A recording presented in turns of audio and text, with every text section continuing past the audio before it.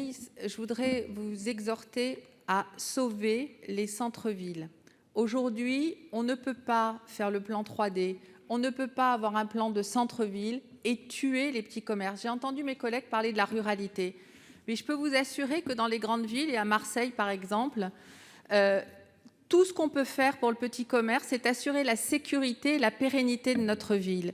Aujourd'hui, tous les centres-villes en France souffrent. Ils souffrent de quoi? Des grandes surfaces. Alors déjà, pendant le confinement, on ne comprenait pas pourquoi on pouvait se chausser, s'habiller, prendre tous les produits nécessaires à la vie dans les grandes surfaces, alors qu'on voyait tous les magasins fermés.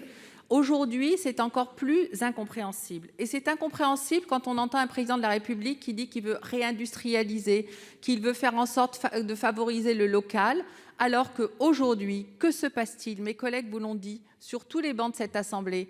Quand vous n'achetez pas un bouquin dans une librairie, eh bien c'est Amazon. Amazon va embaucher je ne sais combien de personnes aujourd'hui, alors que nous avons la destruction de nos commerces de proximité. Mais jusqu'où va aller l'absurdité, Madame la Ministre?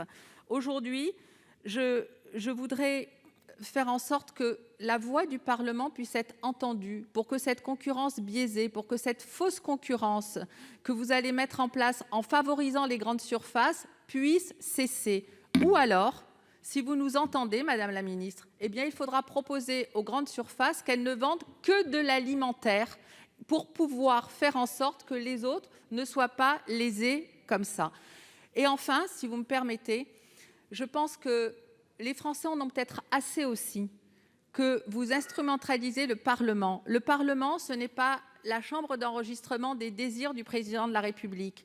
Nous ne sommes pas là pour faire un petit tour et puis ne pas participer à la décision. Quand on appelle à l'union nationale, on respecte la représentation nationale et on l'écoute, madame.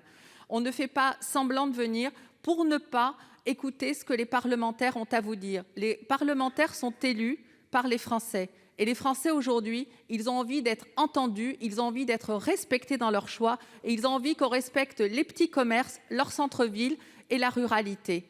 Alors, je vous en prie, Madame la Ministre, sauvez les petits commerçants qui ont tellement souffert aujourd'hui. Ça ne sert à rien d'avoir de la dette pour ensuite les tuer pour ce qu'il en reste.